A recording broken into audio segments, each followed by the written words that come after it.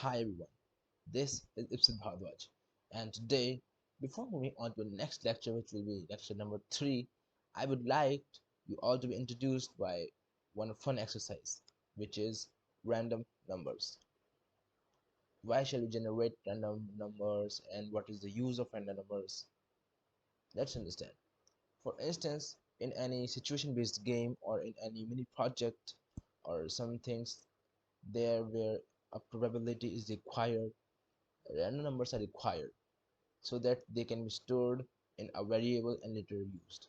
How to do this all, we'll understand in our upcoming sessions later. As for now, let's just understand how to generate a random number. It's a simple command that is math.random. Here, just remember that JavaScript is case sensitive, and hence the M of math.random shall be written in capital only. If you write it in small case, it won't work. There will be an error. Yeah, in order to get a number between 0 and 100 specifically, we can multiply it by 100. And if you want, you can just log on to the console. Moving further, if you don't want to see the result in decimals, we may use the math.floor function on it, which basically rounds it down to the nearest integer.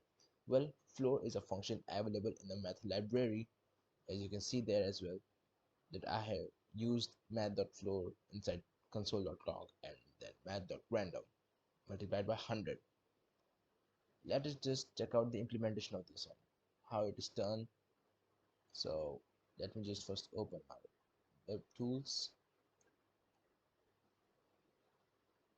Here we go, and let me just first type math.random braces semicolon, and as I press enter, you may see I've got a random number.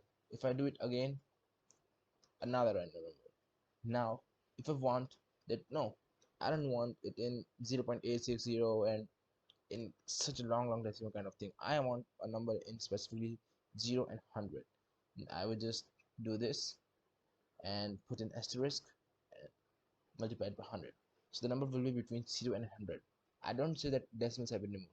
I just say that the number is between 0 and 100, and that's visible. Number 88.90 and so on is between 0 and 100 only. In order to get the nearest integer, now I'm going to use the floor function. How? Math.floor inside math.random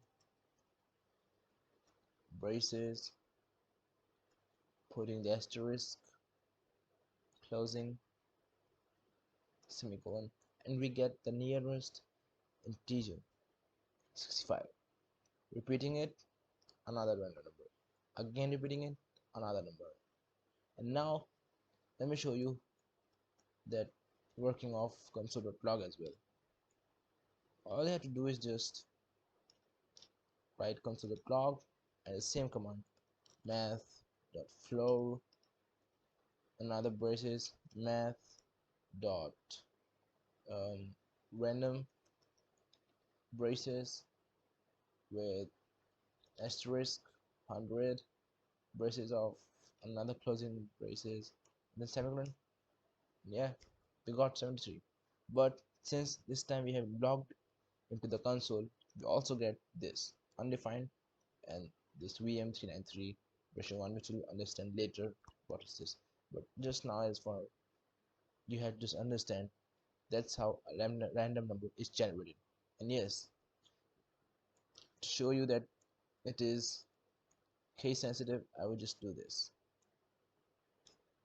See, it shows an error because the M of math.random is not in capitals.